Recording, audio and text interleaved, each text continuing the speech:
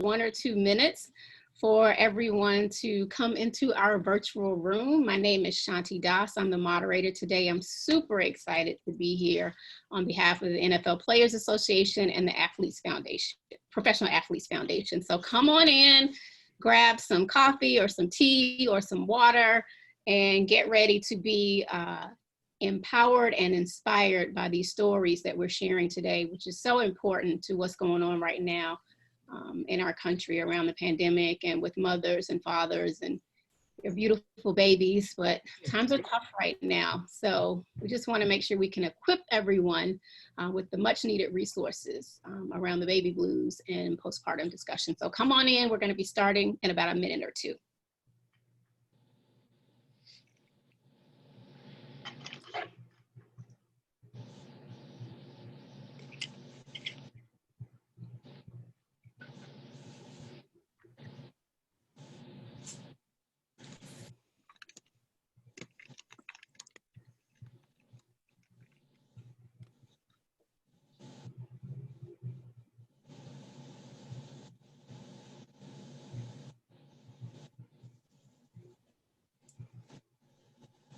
You're just logging on, you are entering our conversation today on postpartum depression. Come on in, get some coffee, get some tea, get some water, and we'll be getting started momentarily.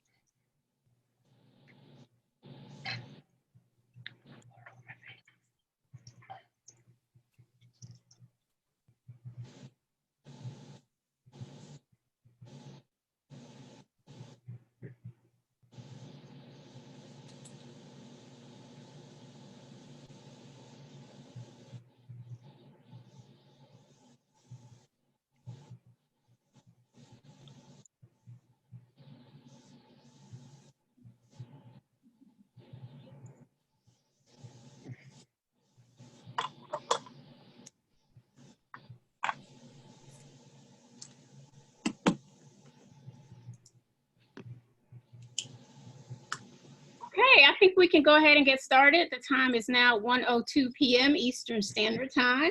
Again, welcome, welcome, welcome. My name is Shanti Das. I am the founder and executive director of Silence is Shame Incorporated, and we are the 2020 Mental Wellness Charitable Partner for the NFL Players Association. So it is my distinct honor to be moderating this most important conversation today. Welcome to Baby Blues, Postpartum Depression Dialogue. And now I would love to introduce our esteemed panelists. First, I would like to welcome Dr. Homitsky. Dr. Sarah Homitsky is the medical director for the Women's Behavioral Health at Allegheny Health Network. Dr. Homitsky, can you tell us a little bit more about your background? Sure, absolutely. So I am board certified in pediatrics, adult psychiatry, and child and adolescent psychiatry. And I spend my weeks doing a bit of all three. Right now, most of my time I spend doing the medical director with Women's Behavioral Health. And a lot of what we do is provide mental health support for women who are struggling with mood and anxiety issues during pregnancy and the postpartum period. And we also work very closely with women who suffer miscarriage or loss during this time as well. Thank you so much for being here. We're honored to have you. Next, we have Ann Frerotte, NFL PA, former player spouse, and is an outpatient nurse and therapist at Women's Behavioral Health. Ann, welcome. Welcome, thank you. Glad to be here. Can you give us a little bit more about your background, Ann? Sure, yeah. Gus played for 15 years, so I spent a lot of that time moving around in nursing jobs, school nursing and outpatient GYN oncology nursing. And then when we moved back to the Pittsburgh area and got settled, I went and got a master's in social work. And really, I was gunning for this job, Sarah. So I held out after I graduated. I said no to a couple other positions because I really thought this was important. And I saw the kind of clinic that she ran and what a powerhouse she is and all these women that I work with. So I feel very lucky to be here. So I've been here almost 2 years doing therapy and outpatient nursing with our patients. That's amazing. I just want to say thank you on behalf of everyone for the work that you're doing. It's so important right now. Thank you. And last but not least, we have Gus Frerotte, which is Ann's husband. He is a former NFL player. Welcome, Gus. Well, thanks for having me. I'm glad to be here today. How are you? I'm great. Can you give us a little bit more information on your background? We know you were this amazing player, but Well, I don't know about that, but I did play 15 years in the NFL. I actually played with Andre Collins at the Redskins. I remember riding down a lot of the games with him, but you know, going through this for me and why it was important to me, and when we first discussed this with Dre, just that I felt like a lot of players, we get a lot of things for us men, and there weren't a lot of things for our spouses. And so when, you know, Annie's been a part of this great community here with Dr. Homitsky and their clinic and everything they've been doing, and I really wanted this to go out to all of our players and their spouses as well, because what they do is so important.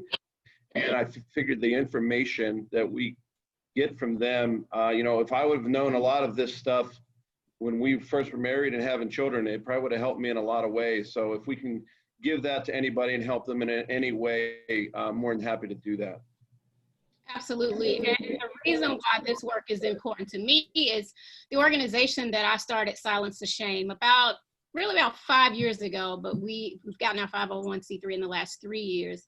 It's just to help erase stigma around mental health and mental illness, whether that is postpartum depression, stress, anxiety, bipolar, schizophrenia, what have you.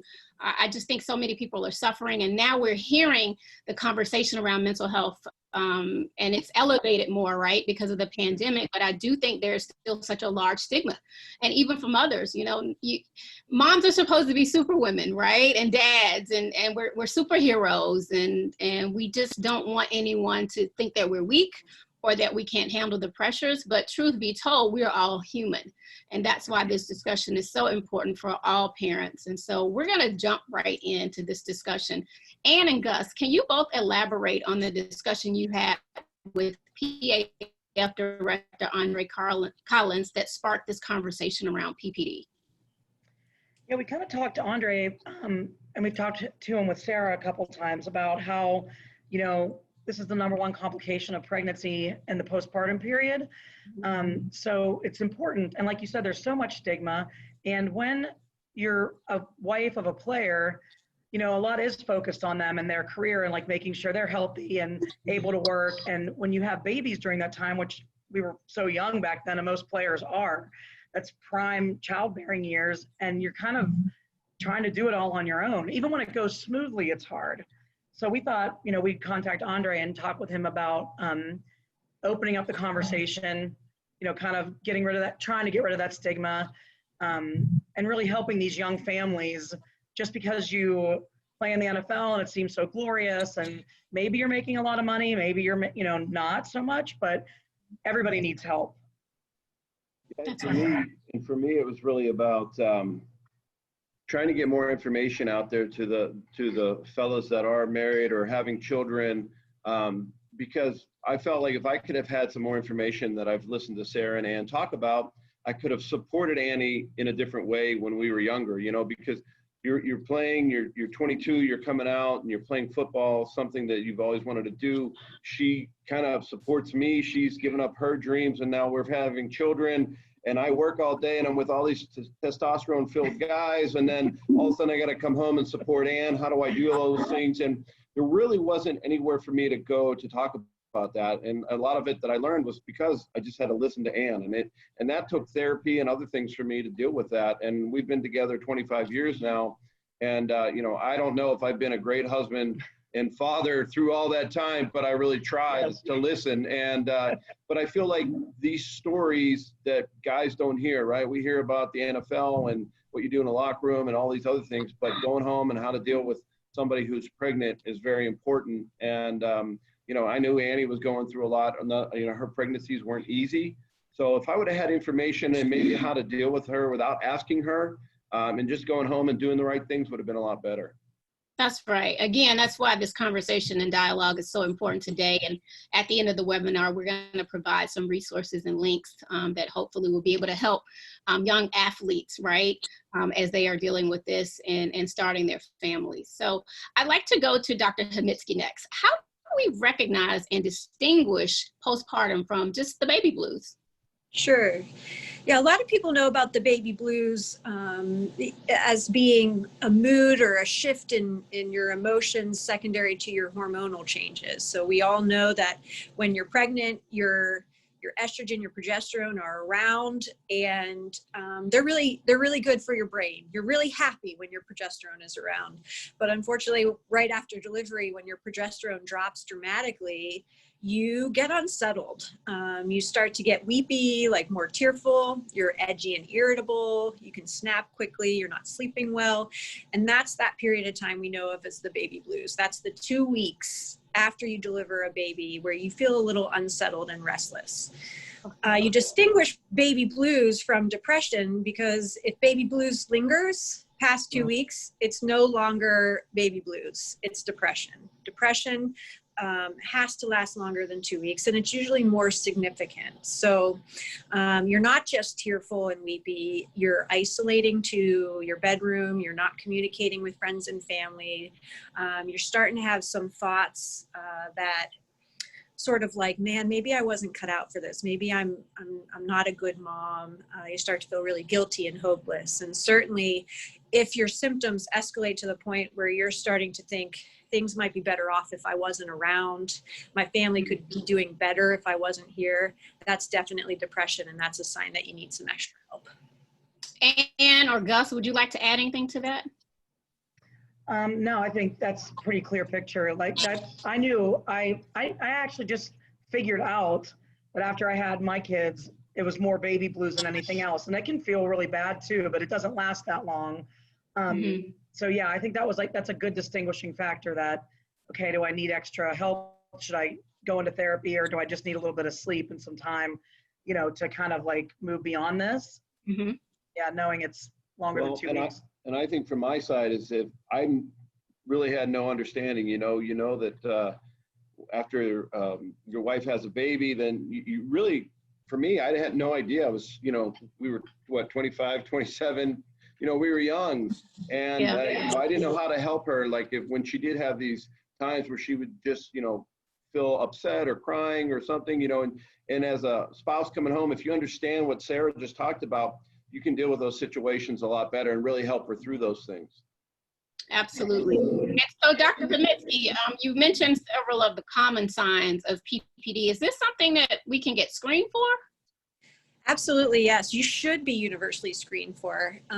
In fact, there's a lot of research out there that mental health providers and obstetricians aren't good at recognizing the signs of postpartum depression and anxiety without screeners. So meaning a lot of women care about the way that they look, and they are, you know, when they go to show up to an appointment, they look bright, they have their makeup on, and physicians will assume that they're doing okay because they got dressed and they did their makeup. And so in actuality, that's not the case. And so we know if we screen for postpartum or depression and anxiety during pregnancy, we improve our identification of women from 6.4% to 33%. So that's a dramatic improvement with screening.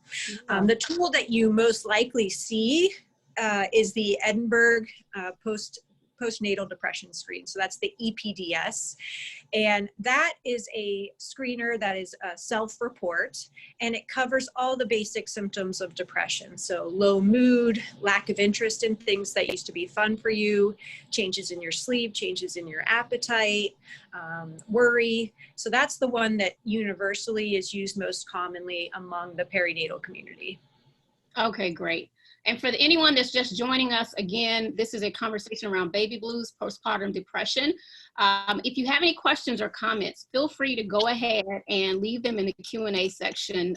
We are going to have some time at the end, but if it's something that is compelling and you feel like it sparked an idea or a question, feel free to go ahead and put it right in, and I'll be more than happy to interject it into the conversation.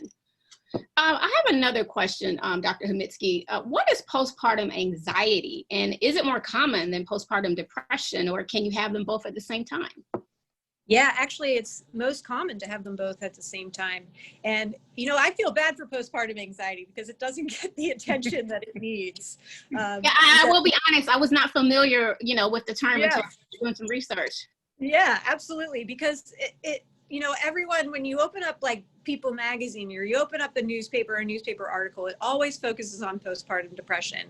And the reality is that postpartum anxiety is far more common. And it consists of, you know, it's protective, right? Moms want to make sure that their babies are okay. Moms are worried about their babies. They want to check on them. They want to make sure that they're getting what they need.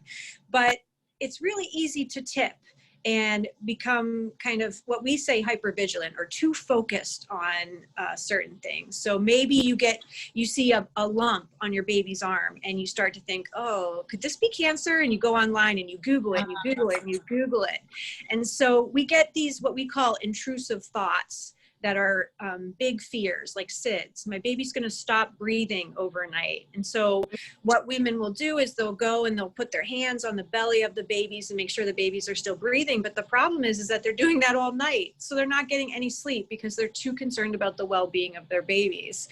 So, you know, as Anne said and pointed out, the mood and anxiety disorders together occur 1 out of every 7 women who are pregnant and postpartum. And so that's how common it is. But we see far more anxiety and obsessive compulsive disorder postpartum than we do depression. Yeah, it's funny. I was going to say the OCD, right? Like always staying on Google thinking something may be wrong that may not be wrong. Anne and Gus, do you have anything to add to that? I know you mentioned that it was more the baby blues for you, Anne, but did you ever feel yourself experiencing some of the postpartum anxiety? Yeah, and only in hindsight did I recognize it because we really, I mean, Gus played, his rookie year was 94. We had our first baby in 95, and then 2 more, 97 and 99. And it wasn't really, I mean, it was like kind of whispered. And it's ridiculous because it feels like it's just now over the last 10 years really being talked about a lot. Looking back, I absolutely had postpartum anxiety for sure.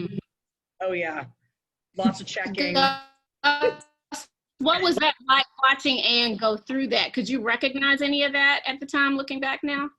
Well, I think we kind of both had it, you know, in a way. We, you know, like Sarah said, if something is going on with your baby, you're trying to figure out what's going on, what's wrong, are they really sick? And we've had some of those as our kids got older. You know, they acquired one. Abby had asthma, and other son had what was that when he threw up, Gunnar? Oh, he was sick one time. He projectile vomited, and I rushed him to the emergency room. Basically convinced them to let us stay overnight. And the doctor comes in the morning. She's like, "Honey, he's fine. Like he just has a bug. You guys can go home." I mean, I literally had my baby getting a liver transplant by 3 in the morning. I was like, "Oh my God, it's his liver." Like all these things. That was 100% postpartum anxiety. Well, you know, and today too, and we don't even have the internet. We didn't have the internet like we do today either, right? We didn't have the phones. You know, that you can just get on your phone and look so many things up about, and I think it's what Sarah says, we just want to protect our kids. Right? And it did, you know, and I remember both of us going through that. Yeah, absolutely. And you know, it's all out of love, but you get to a point where you don't want to, you know, try to self-diagnose or, you know, God, no. get too, you know, I don't want to use the word crazy, but, you know, frazzled, if you will. It was there, yeah. Absolutely. Dr. Homitsky, can you talk about the postpartum depression disparities that are involved with moms of color, as I'm sure they definitely exist, and what are the factors that cause these disparities? Yeah, you know, to be blunt, we do a horrible, horrible job reaching women of color in regards to postpartum depression, and we have a boatload of statistics for that. And I'll admit that we don't do as well as we need to too, and this has been a big focus of us. And I think it's multifactorial, but what I will tell you is that postpartum depression and anxiety are significantly more elevated among Black women. And I will tell you that they don't seek treatment. And not to the fault of their own, but they're not engaged in treatment as commonly as white women. And there's a multitude of reasons for this, but when you look through the research, big ones are childcare, transportation, and other financial disparities that exist. We've done really well here at sort of trying to address those. Now we have, so with the pandemic, it's shifted, but we have free childcare for all of our moms who engage in treatment with us. And we have seen dramatic improvements in our no-show rates because of this. We also offer all of our women transportation, whether it's via Uber or bus passes. And those two things alone have had a huge impact. You know, we're not, I'm going to just throw out a couple more statistics to show you kind of how bad universally we are. So even without the looking at disparities, we only really identify 50% of women right now who are struggling with postpartum depression and anxiety despite our screening. And even with the identification, only 15% of those women seek treatment because it's really low. And the reason it's really low is because I think people aren't aware of the biology that really makes this a vulnerable time period, and aren't aware that there are evidence-based treatments available that really, really work.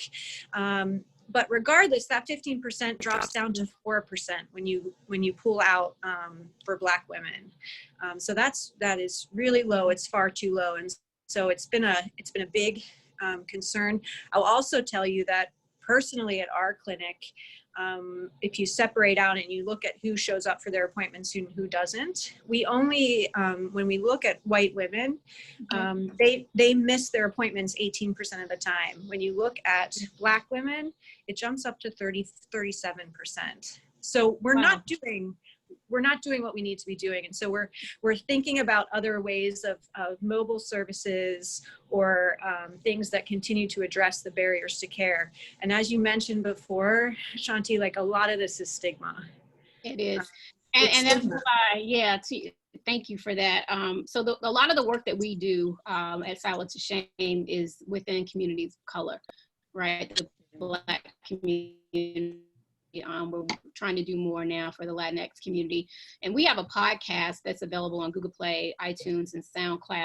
And we recently did a podcast episode, well, actually last year, with a teacher from the Latinx community. And she had a really powerful story. And so, you know, we've done that. And then we've done a webinar, managing postpartum depression in a pandemic. And we had an African-American clinician on, a therapist.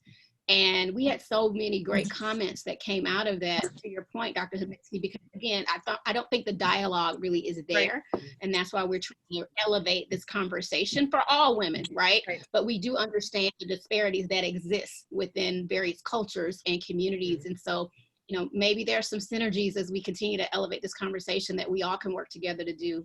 Because the main goal is to be able to equip our parents, right, with what they need and to allow people to heal as necessary as possible. So good work. Do you want to add anything to that, Ann or Gus, or any of the work that you see or within your behavioral health center, Ann, for the work that you do? This is something that we, like Sarah said, we're really working on it constantly, and it's, you know, driven a lot by Sarah, and it comes from the top down. So we talk about the disparities really often, like every week almost, in our weekly meetings. Like, what are we doing? How can we be better? How can we reach out more? And a lot of my patients, Black women who are my patients, they talk about not feeling heard at the OB, being dismissed, and you know, we just need to be better, and we need to do better, and we're constantly striving for that. It's a conversation that we have a lot in our work, and I'm really appreciative of that. Very happy to work here because that's something that we need to strive to be better at, and we're working at it every day. Absolutely. We all have a lot to do, and certainly it's much better when we collaborate. So, yes. You know, again, special thanks to the Professional Athletes Foundation and the NFLPA for recognizing this topic and the importance of this conversation. We're definitely going to keep this dialogue going after today. So I'd like to ask Dr. Homitsky, how does the lack of resources and support contribute to the challenges of PPD for anyone? Yeah, the specialty doesn't exist. I mean, you look at psychiatrists, mental health providers are already at a minimum, but providers who specialize in postpartum and depression and anxiety during pregnancy are incredibly scarce. And we're only now trying to have fellowships and increase medical school education on these issues so that people are more prepared. But for us, our program, our mother baby, meaning the baby comes in for treatment with the mom for group and peer support and mental health support.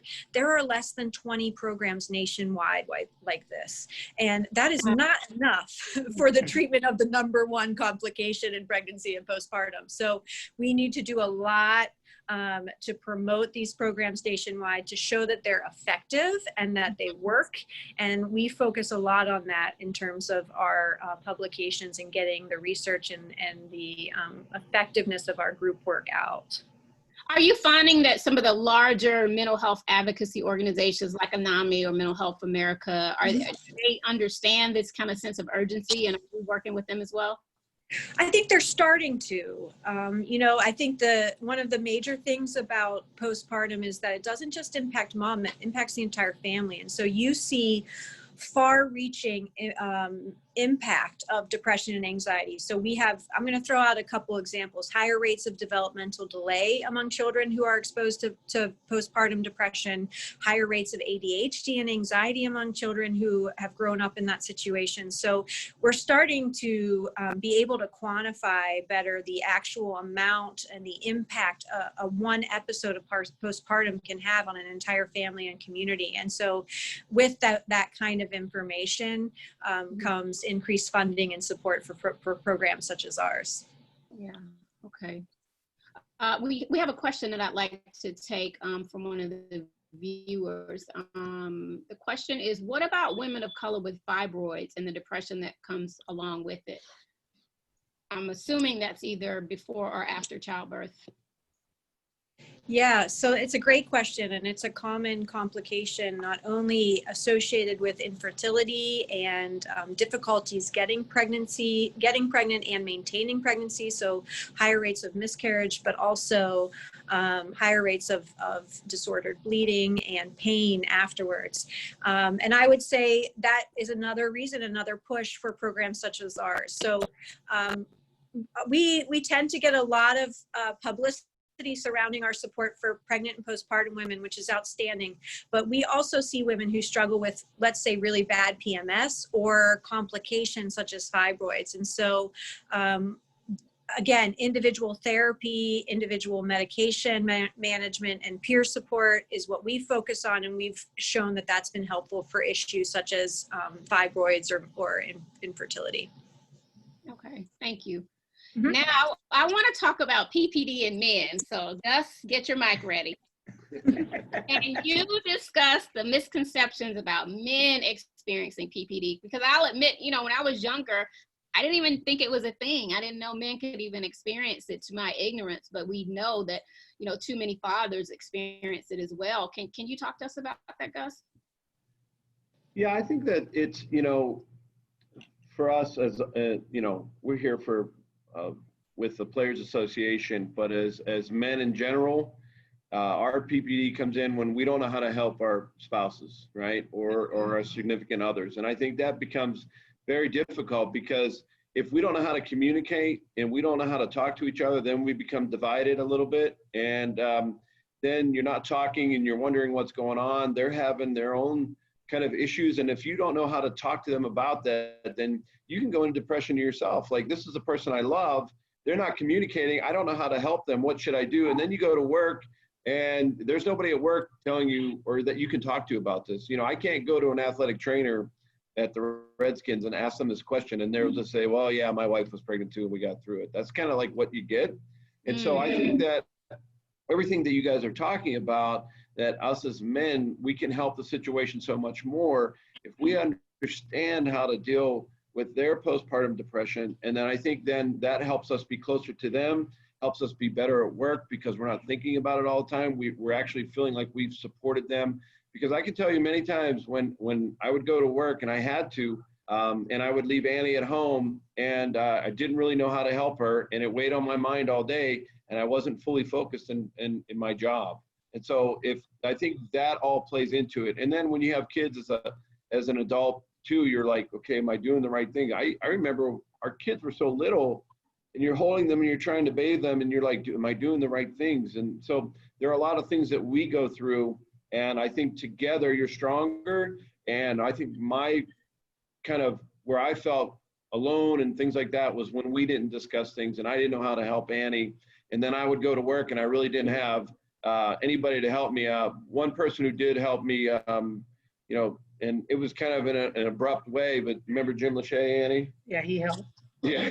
He said, what do you do for your wife? And I said, what do you mean, Jim? And he goes, well, you guys just had a baby, right? And I said, yeah. And he said, well, are you getting up in the middle of the night and going to get the baby when it's crying and bringing it to her? And I said, no, am I supposed to do that? He said, yes, you got to get up and go bring the baby to her. Don't make her get up and go get the baby. So Jim was, you know, there's people that understand it and people that don't, but I think every team needs to have a little bit of that support where guys can go to and talk to somebody like that.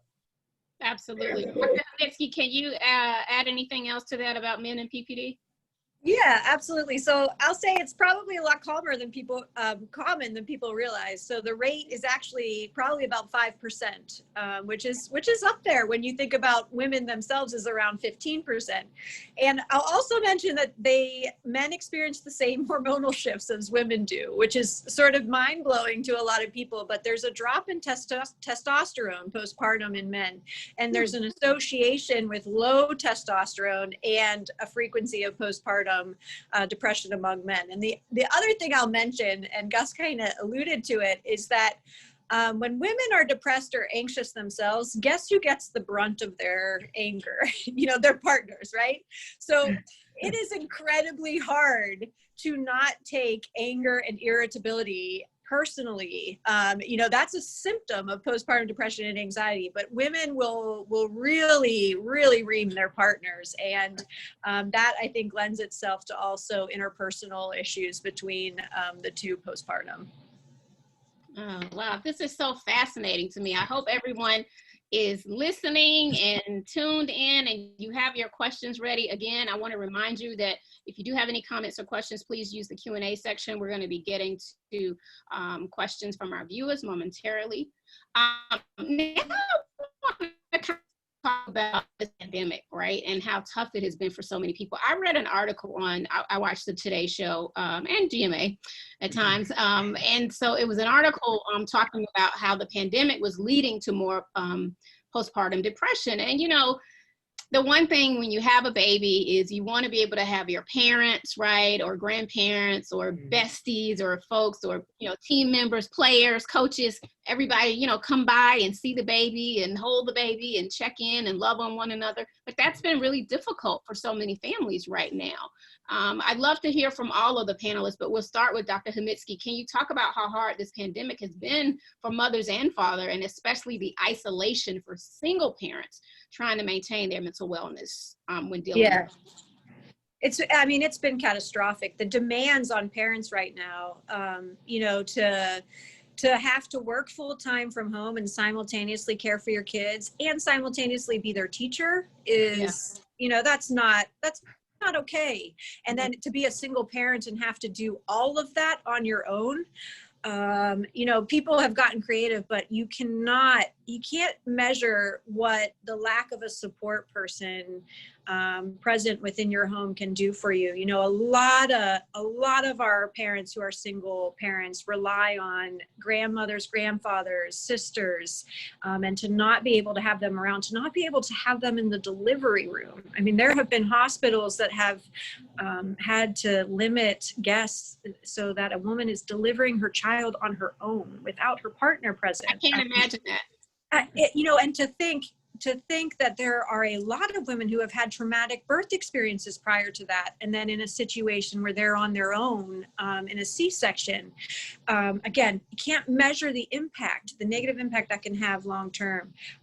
So I think it's really the increased demands and then the inability to mobilize supports has been very detrimental.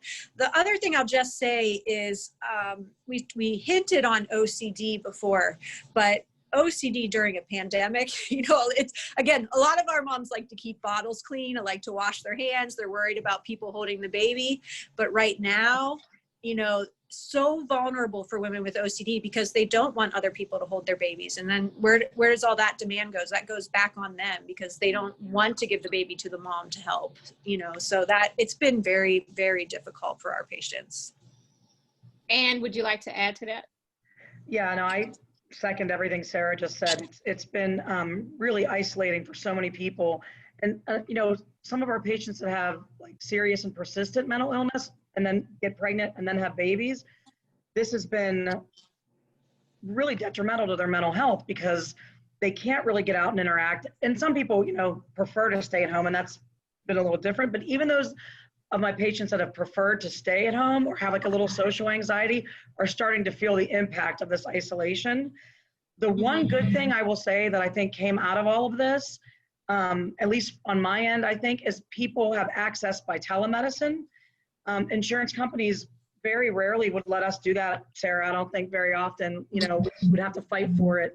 And there's definitely benefit of having people in front of you in the room with you, but the benefits of seeing people's homes, how they interact with their other family members. Sometimes during sessions, you know, somebody will bring them their baby and you see how they interact with the baby and the, you know, what their surroundings look like, and just access for people who can't drive to our hospital or drive to one of our satellite offices. People have been like, oh my God, I would never have gone in to see you.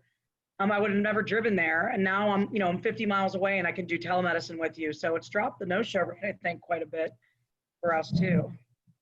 Yeah, that's great. You know, that is the one benefit of technology, right? Being able to continue to have the care that you need and get the treatment. So, okay, we've identified the problem, right? So many of us have experienced baby blues or postpartum depression, but now I want to talk about what self-care looks like for moms and dads that may be experiencing baby blues or PPD. And I often tell people when I'm doing these talks and seminars, the most important thing when you're talking about a mental health or mental health challenge is one, being able to recognize, right, what you're going through. You got to recognize it. And then you have to really acknowledge it and accept it, right? Because you might recognize some behavioral patterns that don't look like you, right? Or not, maybe not be a part of your normal behavior pattern, but you also got to acknowledge that this is really happening. And the third thing is to process through them, right? Because, you know, it's okay to not be okay, but what's not okay is to not get help and to not really create those self-care regimens that work on a daily basis. So we'll start with Dr. Homitsky. Can you give us any self-care tools and tips, or tell us kind of what it looks like for moms and dads who may be experiencing the baby blues or PPD? Yeah, so a couple of things that are tremendously important are mobilizing your supports and advocating for yourself. So again, Gus alluded to this earlier, but you know, using your partner overnight does not mean that you're not strong, does not mean that you aren't capable, does not mean you are not a good mom. You know, if you pump milk and you have a bottle and your partner can feed the baby one time overnight so that you can get 6 hours of sleep uninterrupted, that's self-care. That's important. That totally sets the pace for your next day. So advocating for what you know works for you, what you know needs. There are some of us who don't need as much sleep, but we need to be able to take our run every day for 30 minutes. So certain values, certain things that held your wellness in place before the pregnancy need to be incorporated after the pregnancy. You know, and so people think like getting my nails done, going to the, you know, taking a bath, like if that works for you, great. But if what works for you is sitting and watching your favorite television show like once a week, that's just as good. That's just as important for self-care. So the other thing that I think is really important when you think about treatment is people have misconceptions about therapy. You know, a therapist's role is to really help you advocate for yourself and to also help you advocate for self-care. You know, our job is really to bring the partner in and to say, hey, your wife's struggling right now. What can you do differently? What can she do differently? And really, it's not about talking about all your past problems. And, you know, it's more about addressing how to make positive change in your life in the moment. And then the last thing I'll say is mindfulness is incredibly important. So what is mindfulness? There are a number of apps out there right now, like Headspace, that's free, that are guided imagery or breathing strategies or things to use to stay centered and stay in the moment and grounded. And there's studies that show if you just do 20 minutes a day of mindfulness, your genome expression changes and it looks like you've been doing yoga for decades. So very simple thing to incorporate from a self-care standpoint, whether it's yoga or the breathing exercises, but a small chunk of time each day that can have a huge impact on your well-being. Thank you, Dr. Homitsky. Anne and Gus, what does self-care look like for you guys? I'm trying to remember what it used to look like after babies. I don't even know if I can think back that far. But I'm a huge proponent that you may have.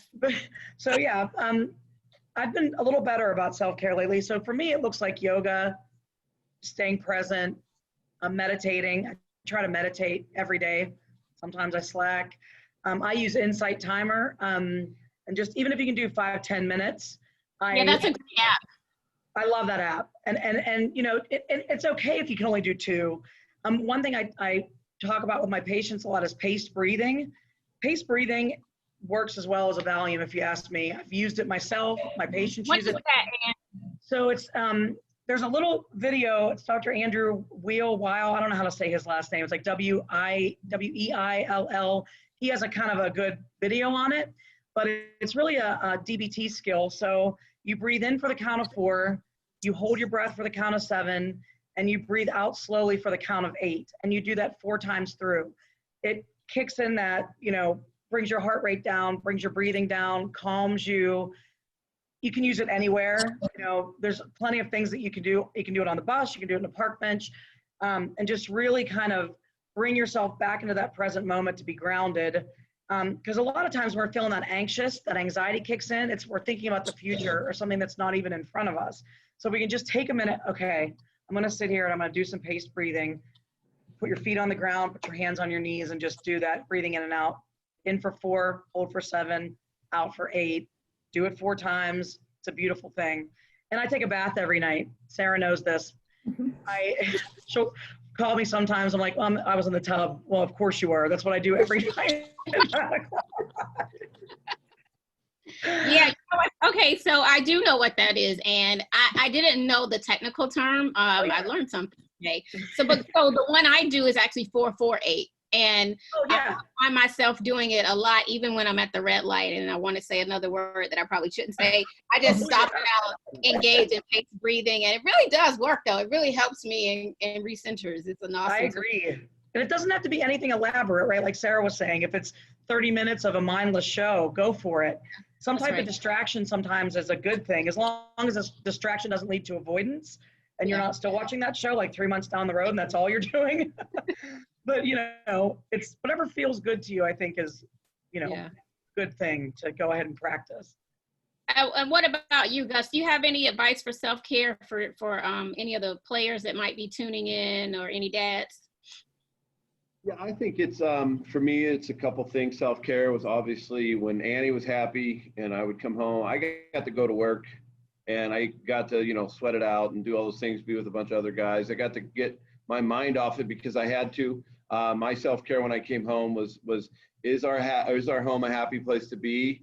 And if it was, then we were doing something right. If it wasn't, what should I do to make it better? And then for me, self-care also is can I do something? I know Annie and Sarah are doing the technical things, but for me, sometimes self-care is just what can I do to really focus my mind on one single thing, so I'm not really thinking about everything that's going on in my life at that time, right? Whether it's sometimes when I hike in the woods, you can just let go and you can just look at nature and do things like that, or can I just do something like a lot of times when I'm home with my son, we collect cards together and can be focused on that and just take an hour and just really focus on those things and let everything else go. For me, sometimes that's as much self-care as you know, I really need, but everybody is different. And I think what Annie does is really good for her. And so everybody is different. You got to find your own path, your own way. But for me, is if our home is happy, then, you know, I think we're all happy, and that was great self-care for me. Absolutely. Thank you both. And I agree, you know, you have to find what works for you. The other thing I think that's important is, you know, with the pandemic, a lot of people have been experiencing the loss of loved ones. And so you add the grief on top of, you know, the baby blues or the PPD, and that just further exacerbates, you know, what you're going through and the problem.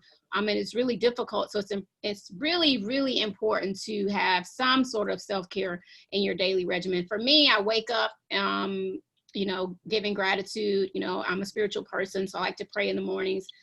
In addition to Inside Timer, there's some other great apps. One is one is called Headspace, another one is Calm, and then there's one for communities of color called Liberate. So, you know, find what works for you. I love to take walks. I love to go to the beach. There's something really calming about being around the water. There's a lot of research that's been done around water and how it affects your mood and how it puts you in a better space. So, and the other thing I think is interesting is write a not to-do list. You know, we're so busy, you know, talking about what we have to do. Sometimes you need to just say what I'm not going to do today or this weekend, and kind of just remove that from your plate so that you can free up your mind to be able to relax a little bit more. And we have a lot of tips available as well on our Silence of Shame site. So it really is about, you know, taking care of yourself and finding what works for your family. Yeah. What about, how can friends and family support a new mom, Dr. Homitsky, especially in light of the pandemic? Yeah, so I'm gonna take your not to do list and take it a step farther, like top 10 things not to say. You know, like here's some things we see a lot from family and friends. Snap out of it. Like, just get over it. Guess what? If I could do that, I would have done it already. And that's not supportive. You know, things like stop being anxious, quit yelling at me. They make women feel more guilty and more upset. You know, so how can we reword things? What can we do that are simple things to help out? Saying things like, you're going to get through this. You're doing a good job. We can get you the help you need. You know, doing simple things around the house without being asked. So washing the bottles, you know, like Gus mentioned, getting up in the middle of the night and just saying, hey, I'm going to grab the baby for you. I'll be right back. You know, those things can go a really, really long way. Making a meal, bringing a self-care basket over. So, and I think also the other big thing that we need family and friends to do is to step up and advocate for these women to get them the help they need. We have a lot of partners and grandparents who call our office for the patients themselves, and they're on the phone, but they don't want it. They're too anxious to make the call. And the partner says, I'm really worried about my wife. Something's not right with her. What can we do for her? And that at least gets the conversation starting. So please, please, please advocate for the people you love. Absolutely. And my mind is always racing. I'm left-handed. I like to think I'm a creative person. I'm always coming up with ideas. So just in that moment, Dr. Homitsky, I'd love to maybe partner with you guys, and Silence of Shame, we could provide some baby blues virtual baskets, right? It could be an Amazon awesome. gift card or an Apple gift card, because obviously, I know we have to be careful with what we send people, but if it's a gift card, then they can buy whatever they need. So we're gonna do some B3 baskets, baby blues baskets virtually, and maybe we can work with your organization and help out some of the moms. I think it's a great idea. I love it. Thank you. Gus, do you want to add anything about what you think family and friends could do, or how they supported you guys during the time when you and Ann were experiencing the baby blues? Well, it's kind of funny. We've kind of experienced both sides of it, where some family were very supportive and just came and stayed out of our way, and just whatever they needed, they would wash the dishes or take care of little things around the house that we didn't get to, and very supportive in that way. And then we had other family who were very needy when they would come down and ask, what are we doing today? And can we go out? And we're like, we have this baby. We're just trying to figure it out ourselves. Now you're asking us to do all this other stuff for you. So we've been through both sides of it. And I would say, just to be supportive, if you're coming to somebody's house, if you have your friends or family coming over, and I think it's what Sarah said, how can we help? What do you need us to do? And just respect their wishes. Absolutely. And I want to encourage you all. We have about, let me get my timer here, about 12 minutes left. Wanted to see if anyone had any questions, and don't think your question is a dumb question. I was the student that asked all the questions growing up, and even now as an adult. I believe no question is a dumb question. So please, please, please utilize the Q&A section or the chat section if you have a question. One of the things, until we get any questions that may come in, I want to ask Dr. Homitsky, what do you think the future looks like from a research perspective, or things that we need to do from a legislative perspective, anything around healthcare and women and PPD? Is it anything that comes to mind that you think is important to get out there to everyone? Absolutely. I think we're headed in the right direction, but we're still not doing enough. Good things that I've seen, increase in women's presence on grants. The NIH has made it, the National Institute of Health has made a point to fund women's research on women's health issues, have made it a point to fund women researchers. Those things are all a sign that, you know, previously, and I think a lot of people, this is common knowledge to some, but when we think about heart valve replacements, when we think about the research done for heart surgery, that was all done on men. So the accuracy of it, the sizing of it, everything is based off of adult men. And so we really need to start incorporating women themselves into research trials and looking at women's health issues specifically. We're doing a better job of that. Things we still have a long way to go on. I'll give you an example. We still don't have medical assistance coverage as long as we need it postpartum. A lot of women will lose their health insurance at 2 to 4 months postpartum. And guess what? You can't get treatment for postpartum depression and anxiety if you don't have health insurance. So there's a lot of push. We're doing a push right now in Pennsylvania to extend medical assistant coverage out to a year postpartum. The other thing that we are just, I mean, to be blunt, just awful on is maternity leave. Lots of places don't even have it. Lots of places, I mean, you're not required to, women are taking, if they want to take a month or two off, they're taking it without pay. A single mom can't do that. Like, this is not acceptable. And FMLA is not enough. So we're advocating also for changes in that regard. So I think we have some big things that need to change. I think European countries, other countries across the world are doing a better job than us at supporting new moms. And so we need to get some extra supports for them in the home as well. Any thoughts on that, Ann? Yeah, no, I was just thinking the first thing that popped into my mind when you asked that question was the maternity and paternity leave. You know, it'd be really nice if people could relax and know that they were getting paid and their job was still there and be home with their baby for, I mean, I would say 6 months. That's probably never going to happen here. Maybe, keep my fingers crossed. But I think that's a big, you know, you talk to people from other countries or that have information from other countries. I actually have a patient from another country with a lot of support where she came from. Now she's here and she's like got a stark difference. The contrast is incredible. So that makes me sad. Like, and even people that have to use their paid time off for maternity leave, it should be two separate things. Yeah, and then to both of you guys' points, I've read where from the paternity leave perspective that I think over here maybe sometimes it's 2 weeks, but in other countries, like it could be a couple of months. And so yeah, I know one of my friend's daughters just had a baby and her husband works in New York City for a company and they gave him 5 months. She had to go back before he did. I know. And I couldn't believe it. I'm like, I didn't think that happened here.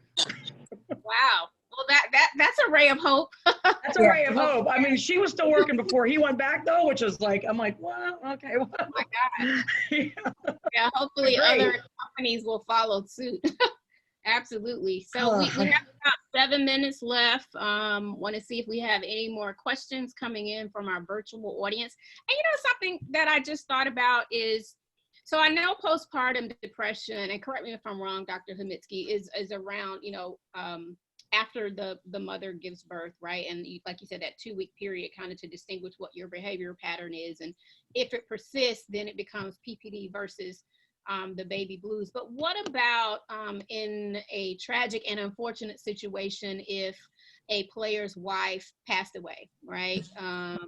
And that player is now the male is a single parent, and he's dealing with having to care for the child, but he's also experiencing, you know, the baby blues. Do we ever see any of that or reports of that, or is it called something different? Yeah, so I think it's called the same thing. There's a lot, trauma definitely is a trigger for postpartum depression and anxiety. And so whether it's a loss, you know, a grandparent or a partner during this time period, definitely a known stressor, but the diagnosis remains the same. We consider postpartum all the way out to 2 years postpartum, because there's a lot of hormonal shifts going on during that time. So I think people think about postpartum as like the immediate initial like 6 months or so, but in fact we go all the way out to 2 years. And then I will say that clinics usually, like for us, women's behavioral health, we always accept male patients. So if we have a lot of patients who are partners of women who both have postpartum depression, but there are also men who are engaged in our clinic whose wives are doing really well with the adjustment, but they themselves are struggling with postpartum depression and anxiety. So resources exist out there. Don't shy away from contacting clinics such as ours, because most likely you can get the support you need there. From a financial standpoint, unfortunately, you're spot on. It's family medical leave. That's it. And, you know, to be honest, that again, just falls short of what these families really need. Yeah, thank you. Well, oh my gosh, this has been such an incredible conversation, and I think so much helpful information. We had a comment on here. Someone said, lots of great information today. I appreciate this focus on women's needs. I just can't thank you guys enough. Shout out to Andre Collins. We're glad that you were able to join us, Andre. I'd like to give our panelists any final parting words of encouragement or hope, and then let us know how we can stay in touch with you guys, you know, via social media, or if you want to give the website address for the behavioral health company that you work for. And Gus, we want to be able to support you as well in any around this space. So we'll start with Ann and Gus. So yeah, I just want to remind moms that it feels really terrible when you're in it, but you're not always going to feel that way, and you're going to get through it. And there's definitely help out there. So one of the websites I was thinking was Postpartum International, Sarah. They have a lot of good information for people in the area. Like you can put your zip code in and kind of find providers.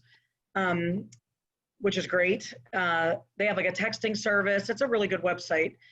And then, you know, with us, you can Google Women's Behavioral Health, Allegheny Health Network, and our phone numbers and things will come up. If somebody's in the Pittsburgh area, or if somebody wants to call us and just get information, we can always, sometimes we get calls from all over the country because like Sarah said, there's only 20 places in the whole country to get treatment like this specialized treatment. So those are the few things I would offer, you know, to moms, like just making sure you can find a website that works, like Postpartum International, Google us, and know you're not always going to feel like that. And there are resources out there for you. Absolutely. Thank you, Ann. And that website, Postpartum International, we have that listed on the event site. I'll share before we're done. Gus? Well, I think for me, it's you definitely, you know, really try to understand and support your spouse in any way you can to help them. Ask them the right questions, like Sarah talked about earlier. And for me, it's, you know, therapy was always a taboo for guys, right? You're weak if you went to therapy and things like that. And you're really not. I think you become stronger if you can kind of, you know, if you find your weakness, somebody can help you through it to become stronger. You become a better person. So therapy through this can really help, where you're not necessarily asking your wife, you're not burdening her or your significant other with, hey, what do I need to do for you? Then go to therapy, find somebody who you can talk to with this, because I know playing football, sometimes they have more of this now, but back in the day they didn't. But find somebody that you can go and speak to so that you can ask all the questions you want to ask.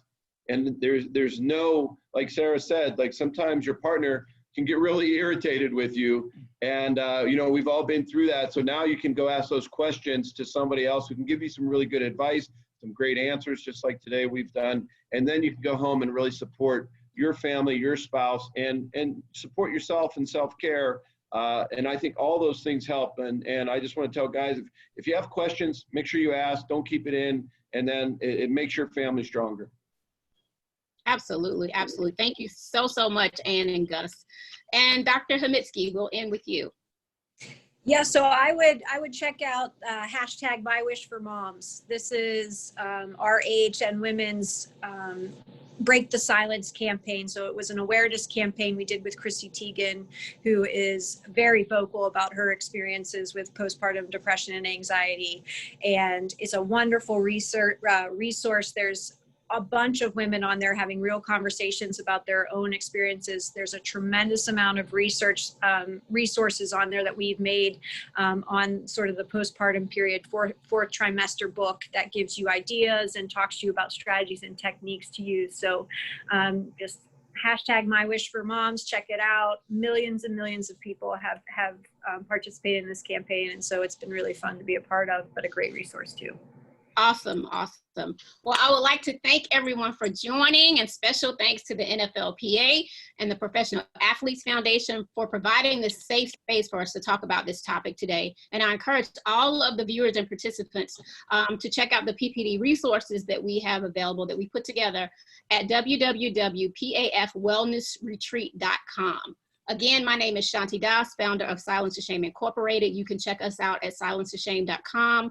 Follow us on Instagram and Twitter at Silence the Shame. I'm sorry, on Instagram at Silence to Shame, on Twitter and Facebook at Silence TH Shame. And we also have those podcast episodes that I mentioned and the webinars around postpartum depression for women of color. So maybe that can hopefully help some of you out. And it's been a tremendous honor.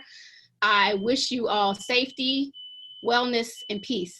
Thank you so much, and have a blessed Saturday. Thank you, Shanti. Thank you, Shanti. Thank you, Leslie. Thank you, Andre.